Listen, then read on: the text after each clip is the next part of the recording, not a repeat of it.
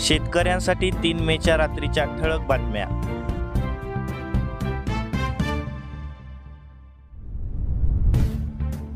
कडब्याचा दर (2.5 ते 3,000 रुपये). पशुपालक चिंतेत. ओला सुका चारा मुरघासही महागल्याने पशुधन सांभाळण्याची अडचण. पशुधन सांभाळावे कसे, शेतकऱ्यांपुढे मोठा प्रश्न. तर शेतकऱ्यांनी पावसाळ्यासाठी जनावरांना कडबा साठवून ठेवला आहे. शेतकरी आत्महत्या UPAपेक्षा NDAच्या काळात 1.5 पट जास्त. मनमोहन सरकारच्या 10 वर्षात 17,246 तर मोदींच्या सत्तेत 26,068 शेतकऱ्यांनी आत्महत्या केली. ढोलबारीला शेतकरी कृषीत 1400 क्विंटल कांदा खरेदी. सरासरी 1400 ते 1600 रुपये प्रति क्विंटल भाव.